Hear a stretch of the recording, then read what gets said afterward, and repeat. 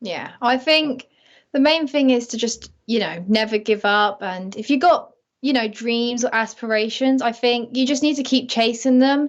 There might be like, obstacles, COVID, big obstacle, and they will, they'll get in the way. They might like push you down.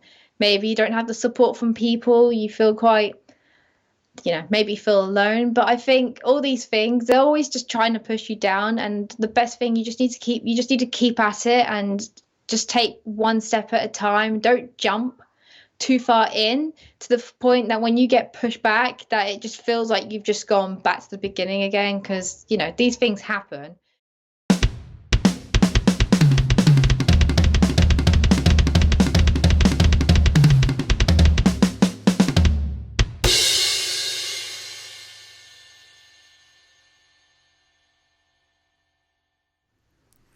Hey everyone, welcome back to the All Music Matters in That podcast. I'm your host Brian, and joining me today, another one out of the UK, Alice Metcalfe.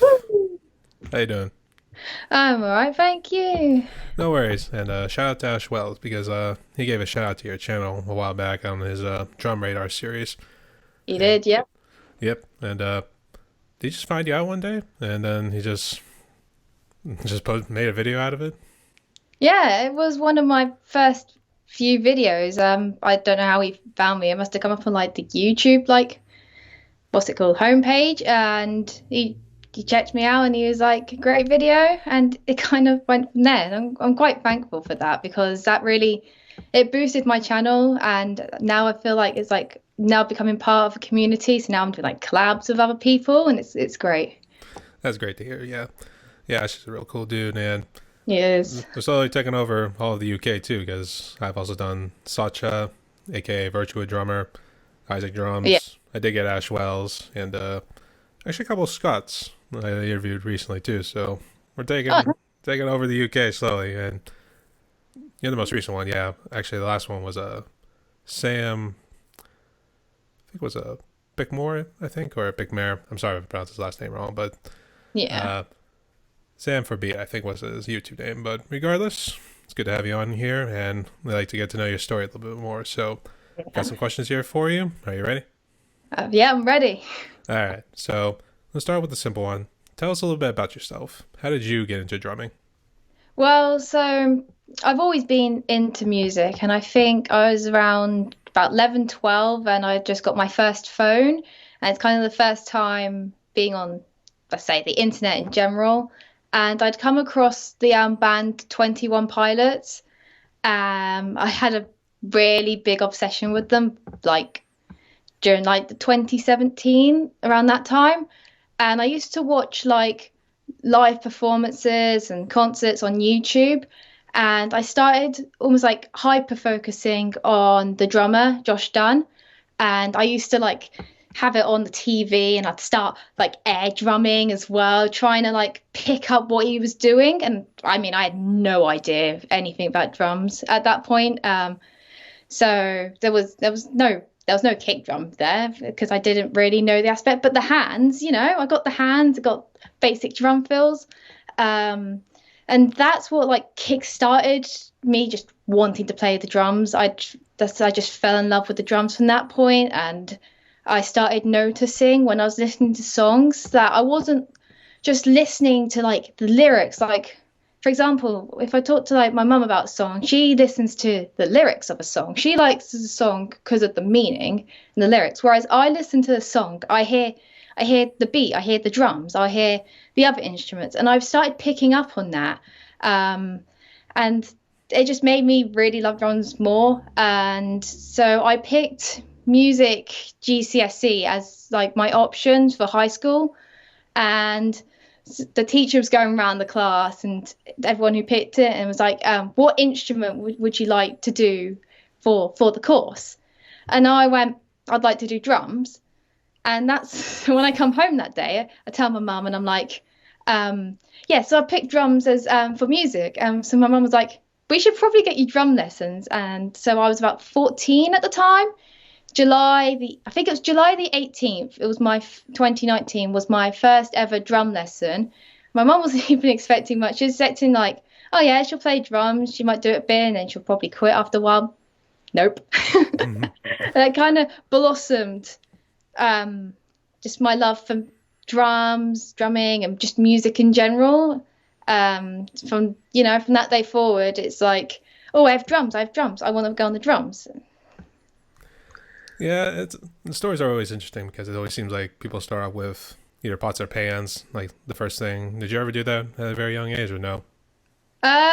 It was never really pots and pans. I don't think my mum let me just get all the pots and pans on the kitchen floor. It was often pens or pencils on table surfaces. There's that too, and then some people do get into the. If it's not the air guitar, it'll definitely be the air drums in order to like get the arms feel and get that down a little bit. But Yeah. that's normally how most stories go. So I know with me, it was. I don't know if you ever played the video game Rock Band at all. Did you ever pick that up? I wanted to. I don't think I ever really owned it though. Didn't really have many game consoles growing up, unfortunately. Hmm. Uh, for better or worse, I know sometimes if it's something I do when you're real bored, then it's something. But it's best not to be glued to the TV the whole time. So I can see the pros and cons of each. But Yeah. uh, talk about your kid right now. You roll with an electric kid, right? Yeah, I have a Millennium MPS 850. It's a recent purchase of mine. I used to have like a downgraded kit. I can't remember the make of the kit. Um, but yeah, I brought it in like April, and it's a decent kit, I think. It's got that almost acoustic feel to it, like size wise and the placement of the toms and crash cymbals. I had to readjust it about 20 times though, because I can never get the feel. Because I've never set up an acoustic kit, right? I've never owned one. I've only played on an acoustic kit like a handful of times, unfortunately. And so when I was setting it up, I was like trying to watch videos and read the manual at the same time. And so I had like one point. So if you say like I had snare here and then you have the toms, I had my crash right back here. And if you like watch some of my early videos, you can see my arm going far here and it's like really uncomfortable. So I like stripped it all out, put it all back together again. But it's a decent kit and it's got loads of different like sounds on it, different kit noises. So it's really fun to play about and it's got a built-in metronome and I think it also has a training thing on it.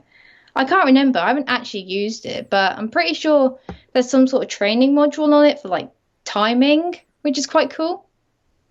I see. Yeah. Actually, when I was seeing your one video, I think it was the Nirvana song "Smells Like Teen Spirit." Oh Uh, yeah. it looks like you're kind of tucked in the corner a little bit there. Is that really the only spot where you can put your drum set? Yeah, my drum kit. Oh, no, not my drum kit. My room, because I play the drums in my room. My bedroom is like it's like decently long, but width it's really tiny. It's like an attic room. So like I have slanted walls and it's really difficult to fit anything. I've like rearranged my room about 20 times. I still can't find the perfect spot. So my drums is literally it's just tucked in the corner of my room and I had to like pull it out as far as possible without it getting in the way of the door. So yeah, so there's like the ceiling here and I just fit. Yeah. They didn't allow you to put it in the basement. That's normally where mine is, or anything. Or Yeah, we don't have a basement. oh no, No. Yeah, most UK houses don't come with basements. it wasn't part of the housing development back in the day. I guess. I guess If I've so. got like an old Victorian house, it's yeah. Oh no. I Yeah, see. you can imagine. So it's just falling to pieces half the time. Oh, I see. Yeah. Oh well, it's still a house. It's still a roof over the head. So that's all we could really ask for at that point. Yeah, exactly. It's still a good house. I mean, it's decently sized and everything. I'm noticing. I think those are anime right above you there, right behind you there. Is that Yeah. Yeah, you got haiku? Haiku, and then that's Blue Exorcist. I've got loads more. I don't know if I can pan the camera. Woo! There was also a Fallout Boy poster over there. Yeah, But yeah, I've got loads of posters. Well, I say loads. A lot of them fell off the wall, and I do want to buy more. But I kind of like divided the room. So like this side of the room where I'm sitting is where my bed is. It's got all the anime posters, their guitar sheets actually. And then on the other side, it's got all the bands and music and just like music stuff in general on that side. I see. Yeah, I used to be a big anime fan, but I kind of fell off a little bit. A friend of mine got me back into Demon Slayer. Actually, did you see Oh that yeah. one? Yeah, Demon Slayer is good. I'm in the process of watching that. I kind of started it and then forgot about it. Yeah, I'm actually, really awful at watching things. I'm terrible. yeah, I was the same with Blue Exorcist. I saw it for a little bit, and the anime I actually remember being good. It was a little bit different than what I read during the manga series. Oh yeah. I never got into Haikyuu. I did see a couple episodes with a friend of mine, but I never really got into it too. I never really understood the sports ones, to be honest. Oh So, yeah. Yeah, I've watched quite a few sports ones because I used to watch all the sports ones with my sister because she loved all the sports ones. So I've watched like some of the sports ones and I don't mind them. I think they're good. Sometimes they get boring. You get like all the filler episodes and you kind of think, well, what's the point in this? But some of them are quite interesting. some of them, yeah, I actually made the mistake. Do you know the one Bleach? Yeah, I haven't watched it, but I would say good for the most part, but there are a lot of seasons with fillers, so yeah. got to do a lot of skipping here and there. So I made the painful decision of actually going for 2 seasons of those because I thought there'd be something interesting or maybe something of value in it. You kind of like, oh, should I skip this or should I just not, just in case you miss something? It was that, but then I realized like there's it wasn't really a point actually, and Yeah. now I kind of regret it because I kind of wasted a month just going through all that stuff. So, but Yeah. with the guitar sheets above you, do you play any other instruments? Well, obviously, so my main instrument is drums, and I have a guitar. Well, I've got two. I've got an electric guitar, and I've got like a classic type guitar. And I've been trying to teach myself guitar this past few months, and I mean, it's not going too bad. And I can't really play a song full yet without messing up. Pretty much. I mean, I can change chords and I can, play things, play it down slowly. But I haven't picked up guitar quite as quickly as I picked up drums. I just think maybe because the difference in some playing them, perhaps. But I'm hoping to eventually be able to play guitar well enough that I could perhaps maybe make guitar covers, like I make drum covers, or even like write my own music and something like that. That'd be interesting. Yeah, I guess would you do your own little studio at some point? Because now they do the home studios. I kind of got mine all set up right here and everything. But yeah, Love to have a home studio, honestly. do you? Or are you trying to work towards one? Yeah, I mean, I've got, basic stuff. I've got what's it called, like a little audio box, and I've got Logic. Um, I think it's just now kind of like, starting from the bottom and working my way up slowly. It's tricky, and I kind of admit trying to even do like making simple chords for like a hip hop song. Oh It, yeah. it it doesn't come as easy as you probably think it would. And that's why I think having a guitar, so now you know which chords to hit, and then try to work it, and then see how it sounds and everything. So Yeah. it is tricky, but with practice comes experience, and Yeah, experience comes talent, that sort of thing. exactly. All right. So, what sticks do you play for your drum set? So the sticks I'm using at the moment, they're Zildjian 5A like hickory wood. They're quite nice because they're like the wooden sticks, but the end is like a dip dyed. It's like dip dyed almost. It's green, and I kind of keep this green thing going with the green hair that desperately needs redying. Um, so green hair, green sticks, because they used to be these green. I think they were like plastic sticks. They weren't branded. I bought them because a friend of mine, he like plays drums and we was on Amazon together once and he was like, oh look, green sticks. And he was like, red sticks, we should get matching sticks. So I kind of like, no, there's no like second thought. I just brought these green sticks and I used them for a while and I just kind of thought I don't really want to use these type of sticks because they had like a rubber on like the end. So I was like trying to like use them, but there was almost friction. It was really hard to play doubles or to play fast. It just felt I don't really know. So I bought like new sticks, and now I've got hickory wood sticks. And I do really like them. I do use 5As. I've tried other sticks. I think my first pair of sticks were I think they were two A's if I remember correctly, and I didn't like them. So then I ended up with seven B's or something like that. Um, and then I went to five A's, and I've been with five using five A sticks ever since. I see. I see. Uh, I guess why the green hair? Was that one of your favorite colors? Yeah, green is my favorite color, pretty much. Everything green. I'm just picturing because did you say your friend has like red dyed hair? He doesn't have red dyed hair. He has, I don't know if his favorite color is red or if he has a lot of red things. But he got the red stick, so I'm just trying to think of a traffic light too, and that could be like part of an album code too. Green, oh, yellow, red. Find that would somebody to be the yellow. I need to find people with red and yellow hair now. That would be so funny. Would be the British punk band led by Alice Metcalfe. Metcalfe, sorry. No worries. Speaking of the genre of music, I guess which ones do you normally play, and I guess what's your favorite genre? I'm a big like just love all type of genres almost. I think I play a lot of like mix between like I like 90s rock, bit of 70s as well. And then I like playing a lot of indies, so like Arctic Monkeys, for example. Um, I like playing a lot of that. And I also like playing, like modern pop, so like 5 Seconds of Summer. I've done a couple of 5 Seconds of Summer covers as well. And then like there's other bands in between. Like there's a band called Water Parks that I really like. They're like pop rock. So it is a mix of everything.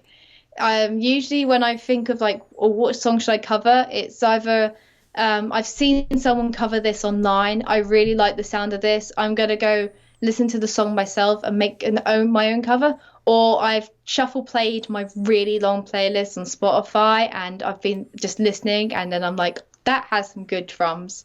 So yeah, it is a big mix of everything. But if you like to narrow it down, I think playing wise, indie, um, rock, pop rock, and then listening wise, essentially the same indie, pop rock, Hmm. just all a mix.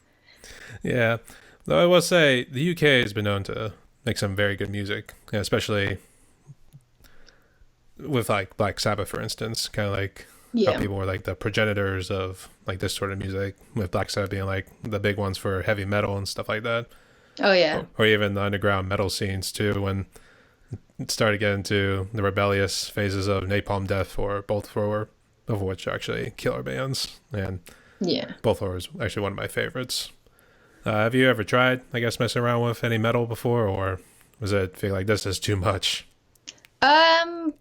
I mean, once or twice. I don't have um a double bass pedal, so I've only got single kick. So it's any sort of metal and it's got double bass. I'm kind of out because I don't really have the chance to do that, and I definitely could not have enough control to play that quick. I'd love to. I would eventually want to get a second bass pedal. I just need to see somewhere that just sells the pedal that's I could use on my kit, obviously because it's electric, and because the kick itself is really tiny, being electric, I just need to make sure that I'd actually be able to fit two pedals there.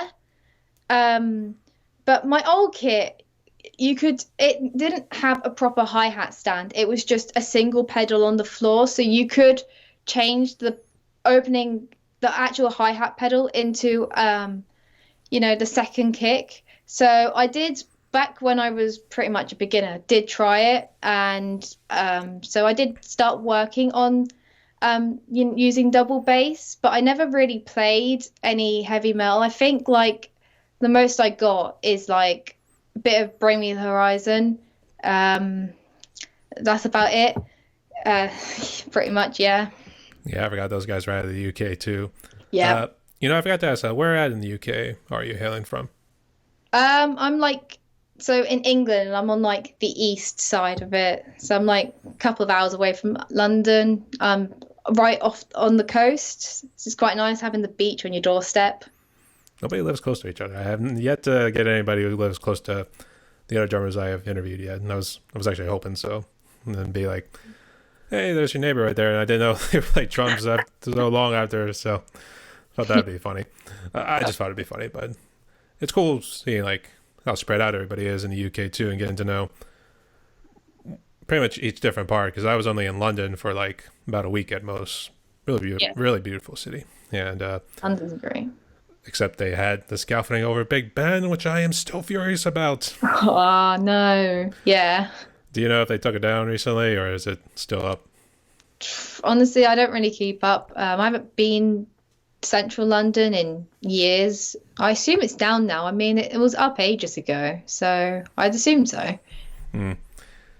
Hopefully, I get back out there soon, though. But I got a lot of people to visit when I come back to the UK at some point. So, Yeah. uh, given that you played acoustic kind of briefly, maybe in your drum lessons, and obviously you roll more with the electric kit, do you have a preference between the two?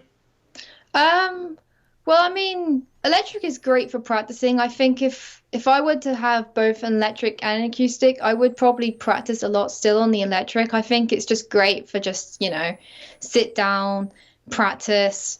And I mean, it's obviously they're quieter, they're noise controlled, although my neighbors can still definitely hear me with headphones in. But I think with acoustics, I do kind of sometimes, well, most of the time, I do prefer them because like you can't really get dynamics much on the electric. I mean, you can get the difference between hits, you ghost notes and all that, but like you don't get the full effect. So it's like I don't know if my accents, for example, are like actually properly played as accents, or if if they all sound the same, because you don't really get that difference on electric. Whereas on the acoustic, you can definitely hear that difference, and so therefore you have to have more control. And on the electric, you don't get that much control because you're not always fully aware because you can't hear the difference because it just makes the same noise. If you get me? Yeah, I know what you mean, but I've always thought the biggest pluses were because you didn't have to worry about tuning a whole lot, and as you said, the whole That is noise true. control too. So, Yeah, I don't think I haven't actually tuned acoustic before because obviously never owned one. I've only played a couple of times, and that was I played on acoustic like once in high school, and I barely got a chance to play on it because I had lots of letdowns at high school.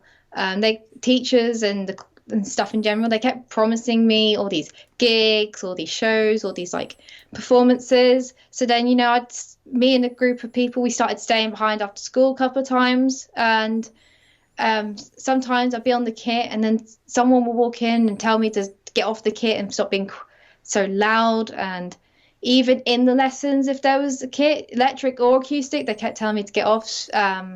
It was a bit unfair. So the only really times I played on acoustic was the first ever show I did, which was a last minute step in for a showground.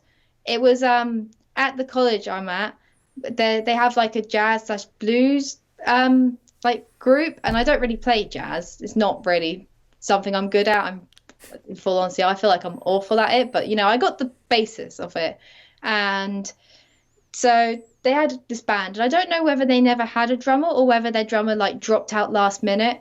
But I was sitting in my biology lesson, and I get an email from a friend, and she was like, "Hey, we need a drummer. Do you mind stepping in?" So I stepped. I didn't even know what I was walking into, and I stepped into a jazz blues band, and then I had less than 3 days to learn about 5 songs, and we performed on this really tiny stage.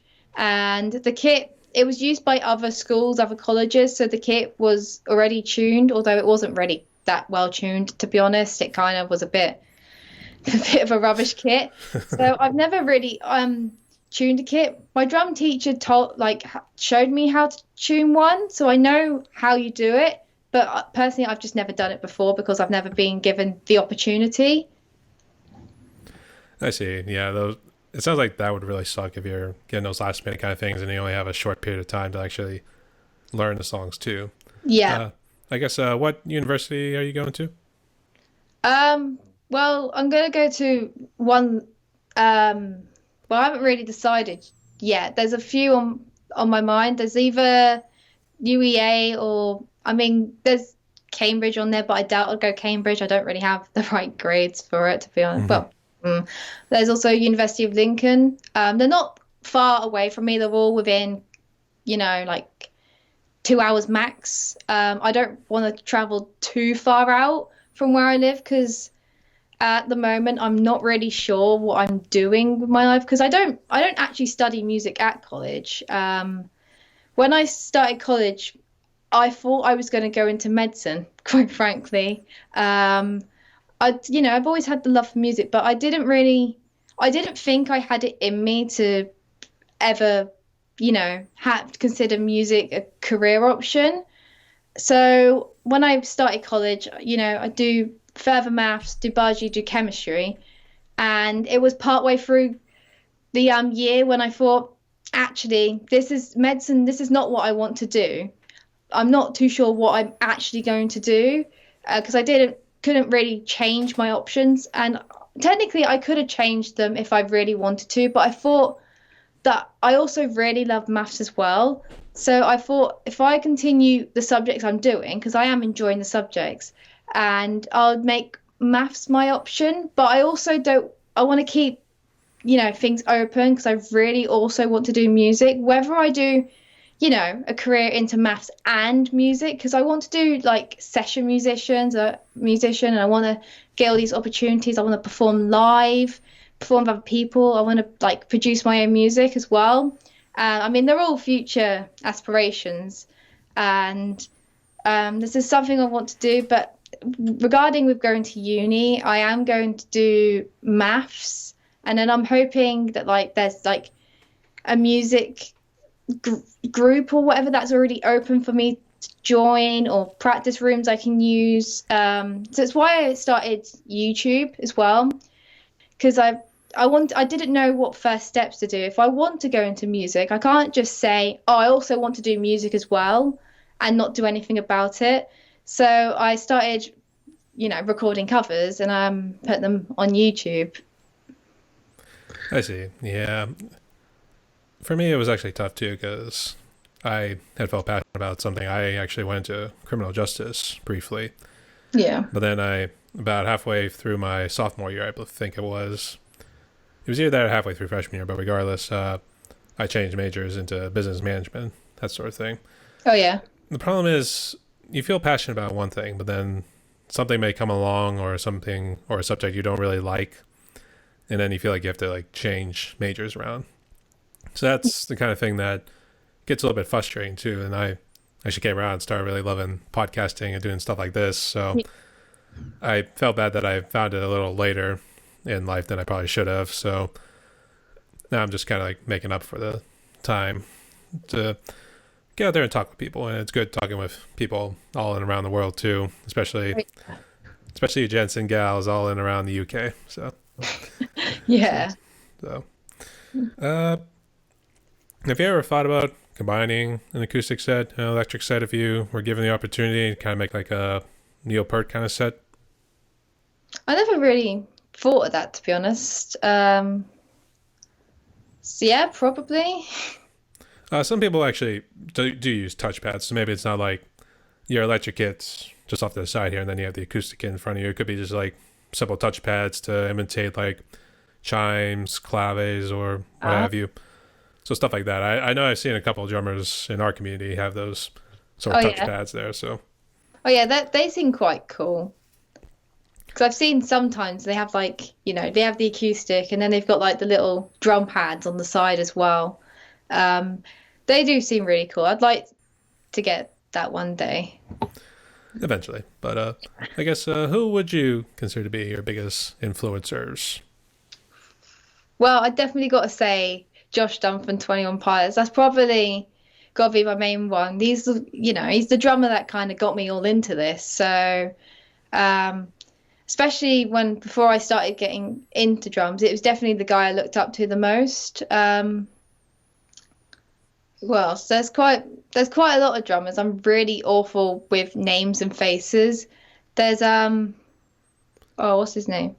You got the Boham triplets.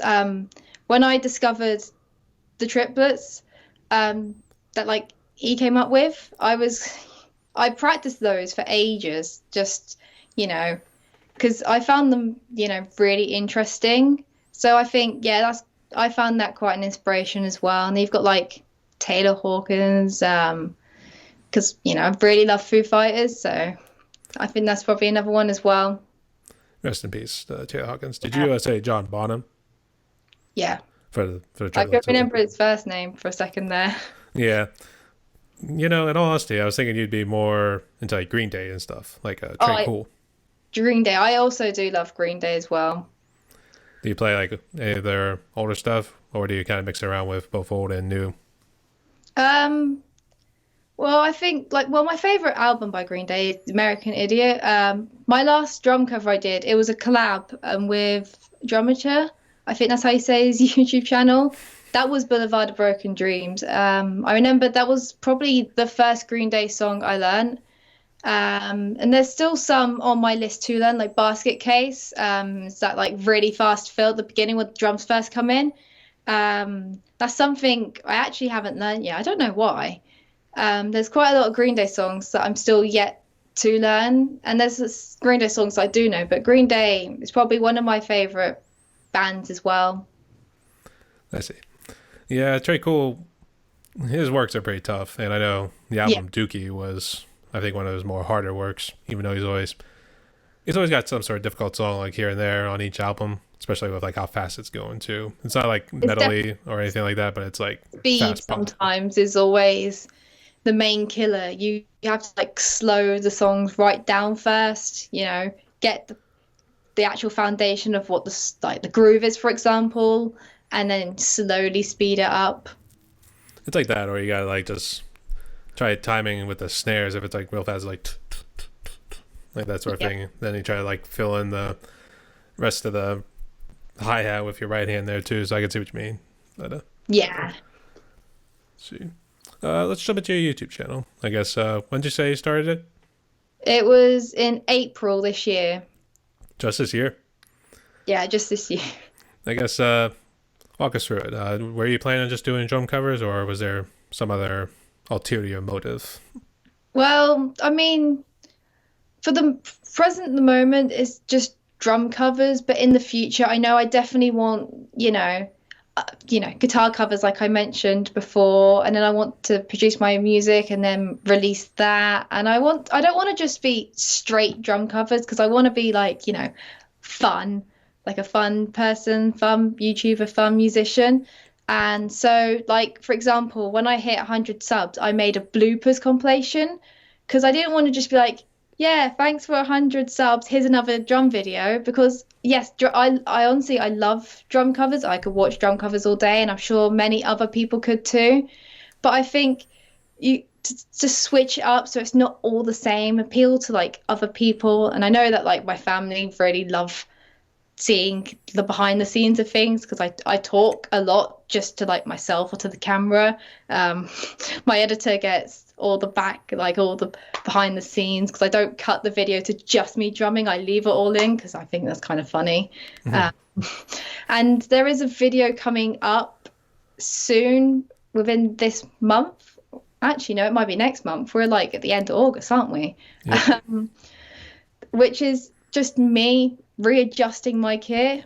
And I just spontaneously just pressed record, put the camera there, and I thought, why not just talk to the camera and then we can edit in all the best bits and take out the bits I don't like and post that as well because I want to have like a personality online.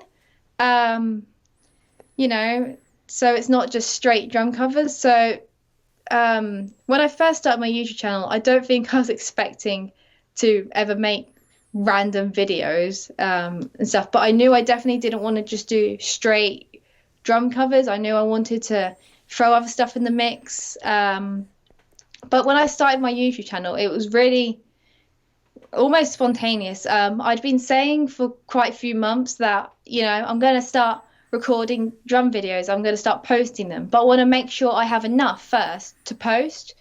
And then I never actually recorded anything in that time because I didn't actually know what I was doing. I'd just brought a MacBook. All the money I worked for, because I got my first job September last year. So I've only been working part-time for a year. So I like saved all my money, bought a MacBook, and then also brought Logic as well. And so then I was like, trying to work out how things worked. And I had no idea how to record a drum cover. I had no idea how any of it worked. And so yeah, after, messed around a couple of times because wasn't getting my videos to sync at all, I finally managed to, record my first video and it was like record it and then I just posted it. There was like not really much like, oh, should I post this? Should I wait? It was just like, no, you should just go for it. So I went for it. And ever since that first video, I've been continuously uploading every Saturday, and it's been great. I do really enjoy, and it's motivated me more to play because there was a time where I went through like almost like a little slump where, especially during lockdown, because during lockdown I was still a beginner. I had no idea what I was doing. I had no idea how to practice efficiently to improve. I was just kind of like mindlessly hitting the drums and hoping for the best. It wasn't really getting anywhere. And so there was like I didn't feel any improvements for ages. And then after we came out of lockdown, there was a bit of improvement. I started getting recognized by like students and friends that I played the drums.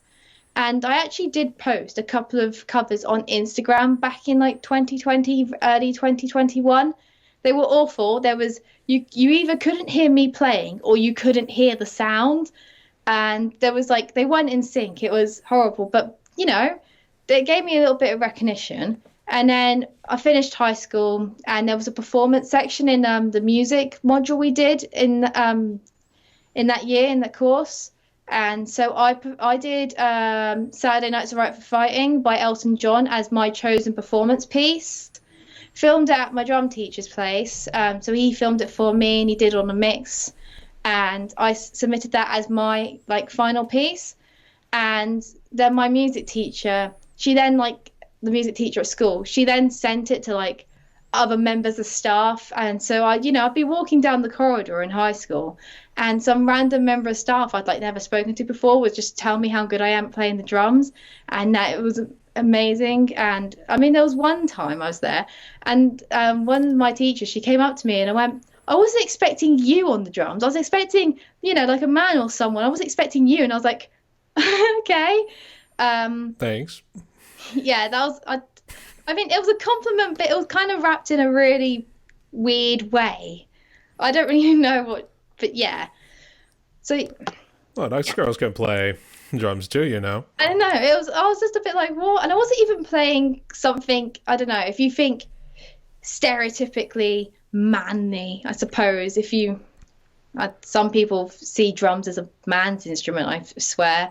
But it was like, I don't know, like an Oasis song, I think. Because there was a time I stayed after school and she came and was like, I was expecting you. And I'm pretty sure I was playing Don't Look Back in Anger by Oasis or like Wonderwall or another Oasis song. So it wasn't even like a manly song if you were to stereotype really badly.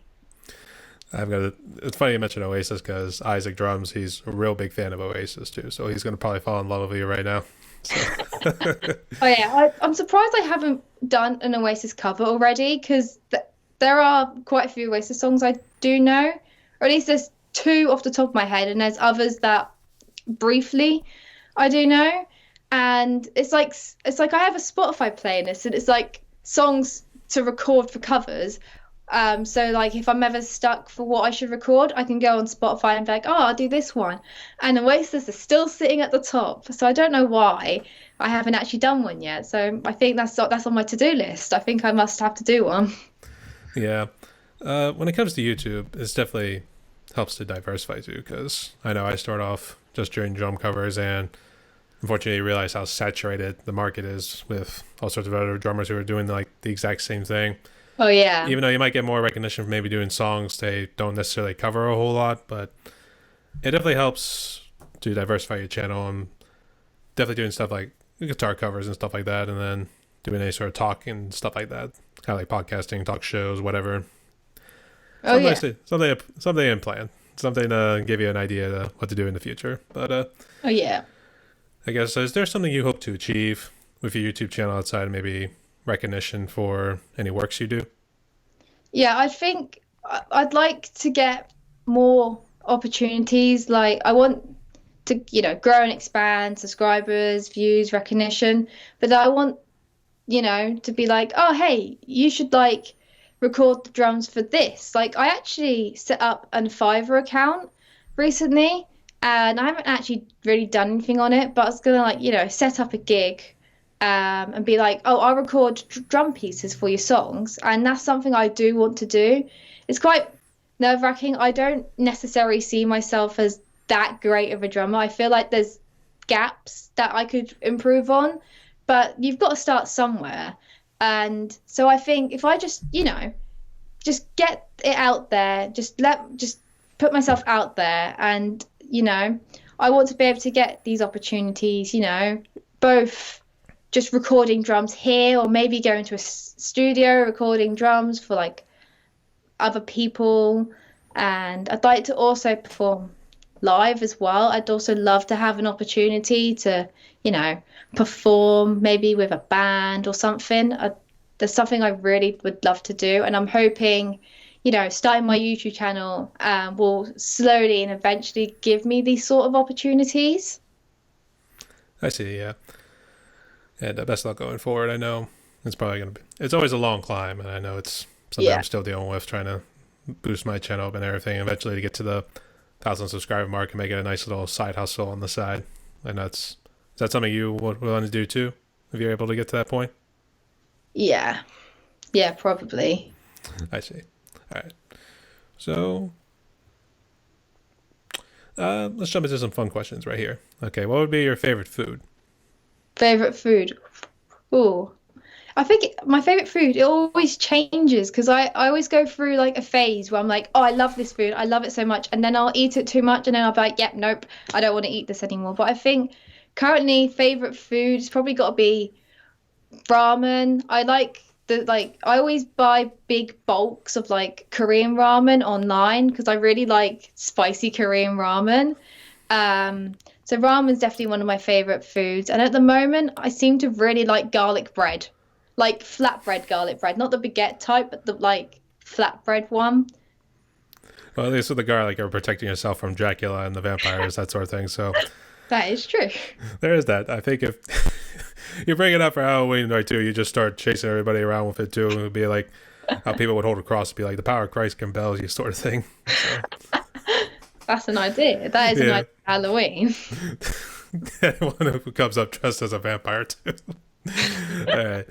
But ramen is definitely, I don't want to say odd because it's to each his own, too. But like that's like it's a different answer because I never actually heard anybody actually mention ramen before. It's always been like your typical pizza, burgers, chicken, what have you. And I was thinking something with like mozzarella sticks or something, to be honest. But Yeah, but that's interesting. That is interesting. So good on you. yeah, I can love my ramen. I'd want to. I always like to ask people like what their favorite drinks would be because I know in Europe it's a little bit more lax. I guess have you had any sort of beverages like alcoholic beverages recently? Um, yeah, I think alcoholic beverage wise, I really like cider, to be honest. I never once I went to like this like restaurant and it was like I don't even know what drink I want. They were like, "Oh, we have like apple and strawberry cider on tap." And I was like, "I'll take that then." Um, when we have celebrations, it's always champagne, always have a bit of champagne. If we celebrate, for example, recently I got like grades. I'm going into my second year of college, sixth form, but my college does exams for the first years, which not all colleges do. It's just sort of what mine does. And so I got my grades back for that and I passed. I got quite good grades. So we got a Chinese takeout and had some champagne with that. So every time I celebrate champagne, I think the first alcoholic beverage I had was WKD, which is, very typical teenage British person will just drink like blue WKD. And that's what I drank quite, well, not a lot. That makes me sound like an alcoholic. I, I used to be anti-alcohol. Like I wouldn't when I was growing up, I was like, nope, I'm never going to touch that. I'm not taking any of that. And then I left high school and to celebrate was like, yeah, I'll have a bit of this. And now I'm not like against drinking alcohol. It used to be just WKD, and now it's like I think my favorite is definitely got to be cider though. I've actually had a couple of interviews with people I mentioned about the cider, particularly the apple ciders, and I like the Angry Orchard kind of drinks. That Oh yeah. I don't know if they sell it in the UK, but I know they sell it in the States, and then I actually love it too. But I love the green apple the most. Oh So, yeah. so if they do happen to sell it, give it a shot, and then I guess tell me what you think at some point. Yeah, I'll keep an eye out for it. But for the ciders, we gotta get together and have one of those drinking moments too. To be honest, so Yeah. I'm trying to think of a funny one too, because Kelly brought this one up. Would you eat bugs if the moment called for it to? Not live bugs. I mean, to be honest, if it was, you know, cooked, I suppose.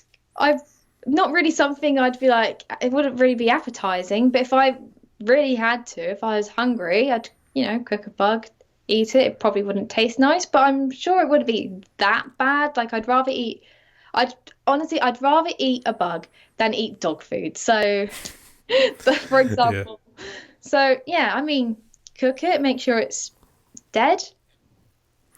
I guess more in the case of how Thailand is, because I know sometimes they sell the little shish kebabs of all the little insects that are on the sticks there. I guess would you try something like that? Suppose if I was dead too, yeah. Don't see why Uh, not. Wouldn't harm in for a chance. I see. All right, that's pretty cool.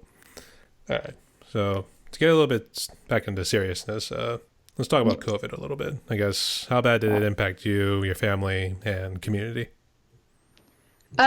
So when COVID hit, I was in year 10, which is my second to last year of high school. And it's kind of where in year 10 you start focusing more on your studies more, like year 7, 8, and 9, you kind of just mess around. Year 10, you kind of actually start focusing more. Um, and that's when lockdown hit, and my school wasn't very good with technology. And so I missed a big chunk of content. Um, in my education. It was, it's quite difficult to catch up. And I mean, I did the work every day. I know people who just didn't bother. And I mean, I don't blame them. Honestly, I really couldn't be bothered, but I just, the fear of just missing out content and then failing the exams. I really didn't want that. So, I I stuck to the same routine because I also really do like routine. I didn't like it being messed up. So, I woke up for school every day. I went online and I did any work that was actually set and still contacted teachers for help. So it's difficult. I wasn't really learning anything. I find it really hard to learn sitting in my own room. Like I can't revise to save my life. If I do any revision, I have to do it, in school, in college. Um, so it was really difficult trying to learn new stuff. So it was mainly just a really long revision period rather than learning stuff. So there was that. And there was like, my family, we haven't had COVID. None of us has had it, luckily. My mum had potential COVID, but we don't think it was COVID now looking back at it. But yeah, there was a point in time where she isolated in her room, and I ended up being, because my mum's single, it's just me, my mum, and my two younger sisters. So I eventually became like the mum for like a couple of weeks whilst my mum isolated just in case she had COVID.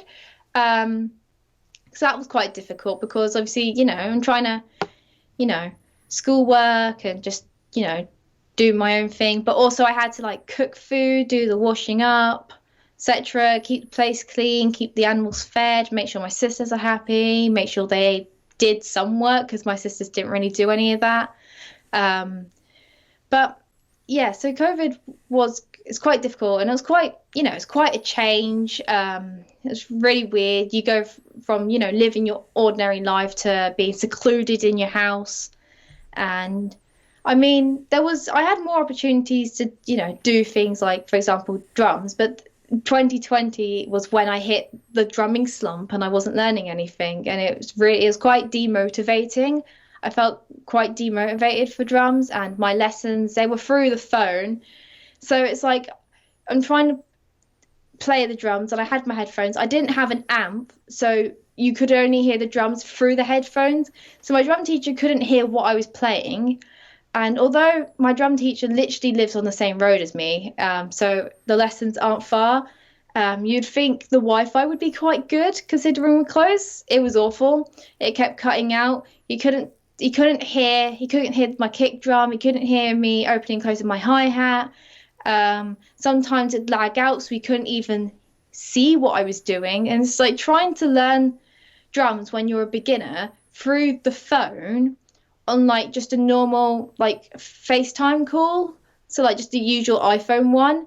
It's really difficult. And it's like coming out of COVID as well was really difficult because at one point the my high school I went to, we were doing like in-person lessons but once a week, and we were like separated. We was in a big hall, and it was like almost like sitting exam, but obviously it wasn't in silence. And the teachers they couldn't come up to you, so there was no personalized questions and help. And it's like you couldn't stand up, and it's like food. I had to the dinner ladies would make the food like little lunch boxes, and they'd put it down and then you'd have to get up, but you couldn't go near people, so you had to like make sure you were outside their bubble, for example, and it was really hard. And then then coming back into routine after like the 6 months lockdown where you slowly getting used to being secluded in your house, and the only time I ever went out was to walk my dog. And I'd go on long dog walks, they were great, but coming back into the routine that I started to lose was also difficult. And coming out, I then had exams. I just jumped straight into exams after being in lockdown. It was just like, what? Slow down. So yeah, COVID kind of changed things up. It was like a bit like almost overwhelming. I'm sorry, I was just gonna say it like threw a wrench in the gears, so to speak. So, sorry, I guess I kind of came through there a little bit. No worries. Uh, yeah, that's a pretty long story too. And was there any sort of like good that kind of came out of it? Like, did it allow you to focus on drumming, or I guess because I know you didn't start your YouTube channel until a little later, like a few months back. So I know. Was there any sort of good that kind of came out of it? Um, I mean, long dog walks. That's a great thing. I've I don't know. I think the only sort of good thing is coming out of COVID when you started like communicating with people again. There's like people you haven't seen in ages, so you had things to talk about with people because you hadn't seen them in so long. There was no longer, it wasn't just small talk with people. Um, and it's great. And there's one time my friend, like one of my closest friends, I'd like barely spoken to her through lockdown. Lockdown hit her really hard, and she kind of like cut off contact. And so, when we finally came back into proper contact, it wasn't just, hey, I hope you're all right, sort of thing. It was the first time I'd ever like been like, hey, we should go out. I'm really bad at instigating hanging out with people. I don't know, I just find it really hard to say, um, hey, are you busy? If I'm instigating something, it's usually me being like, oh my God, look at this cool thing, we should go there. But it was like the first time I'd managed to go, hey, I think we should, go out to the park and have like, I don't know, some sort of day together. We could like do art together, or we could just have a picnic. And I think that was great because I'm really bad socially. So I struggle with sort of basic social things like asking if people are all right or asking to hang out. But I didn't give a second thought because it'd been so long and I know she's struggling that I wanted, to help. That I wasn't like, oh my God, I really want to ask to like, hang out and just have a picnic or something, but I can't do it. How do I do this? I did it. So I think that was a good thing. It kind of gave me that little sense of like mini achievement for like personally. I see. Yeah. So a lot of people have given other stories, but it allowed him to like branch out and do like other projects and stuff like that too. But it looks like yours, you had a little bit of a tougher cycle, so to speak. So it's good Yeah. to see the kind of saying goes, what doesn't kill you makes you stronger sort of deal. So it looks like you Yeah. came out stronger and better. So good on you. Yeah, definitely.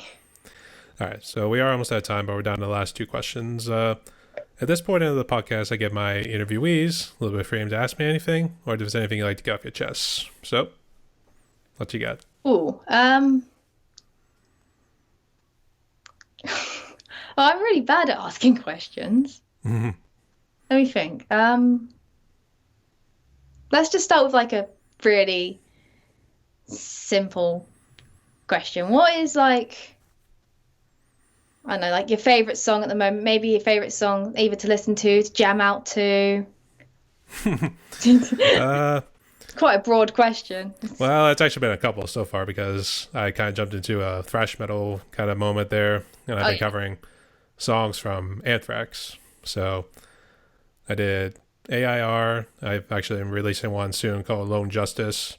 Oh yeah. And the one I actually just recorded now is Imitation of Life, which is Oh. that was one I actually heard on the radio, and I knew that was actually one of my favorites from their Among the Living album. So I wanted to do that. And then I kind of jumped back into the bolt thrower thing. I know I mentioned it earlier. There's a there's a total of 5 songs, and they all seem connected with like a certain riff that Yeah. starts at the beginning and then closes out with the same riff at the end. So it's kind of like each song's kind of like a different story in a way. So I thought that would be interesting to kind of put all 5 of those together. Oh, And nice. Yeah. there was that. I did have others on the list. I think it's just a matter of like when, because I know Rich Raw Dog Drums, one of the drummers in our community, he had mentioned how he like listened to Bolt Thrower back in the day, and I say the album Realm of Chaos and War Master, they had some good songs. So I think I'll explore those ones next. So that's currently what I'm listening to at the moment. Oh, awesome. Yeah. Uh, I think I might jump back into my thrash phase at some point, but the funny thing is with the whole metal and rock thing, there's too much to count. So I don't know if I'll, I don't know if I'll ever get to an R&B or any rap song or anything new, jazz, blues, whatever have you. Yeah. So unfortunately, I'm just milking as much as I can with the metal thing as we go along. Nice. Yeah. Got any others? It's, I don't know. This is a very, very random question. It's quite relevant. But are you a morning person or a night person? Recently, and I kind of noticed this thing too, but I've always been kind of a late sleeper, so I would have to say night person. For some Yeah. reason, I have trouble trying to like get in my bed, and then it's not until like midnight or something when I finally crawl into it. So I don't know what it is. I think it's something I drink too, because, or I think I also eat before jumping into bed too, so that probably doesn't help. So, Yeah. well, the funny thing is like I ate, and then I feel like I give it a couple hours, and I'll feel okay because it's starting digesting and everything. So, Yeah. no, not really. So I think I gotta draw the line after 10 p.m. if I ever want to eat anything. So, but definitely night person. Yeah, same here, to be honest. I struggle so much waking up in the morning. I am so much of a night person. I would just get random waves of motivation at night. You do it mornings, afternoons, nighttime, bang. It's perfect hours. I love just staying up all night. Yeah, party all night too. That's everything. All right. I guess if you have any others, otherwise we can just jump to the last question. Um, Not off the top of my head. Might come to you later, but Yeah, all it right. probably hit me at midnight, like, oh my God, I could have asked that. Yeah. Or she might rewatch it and be like, "Oh man, I missed some questions. We have to do part 2 to make it up."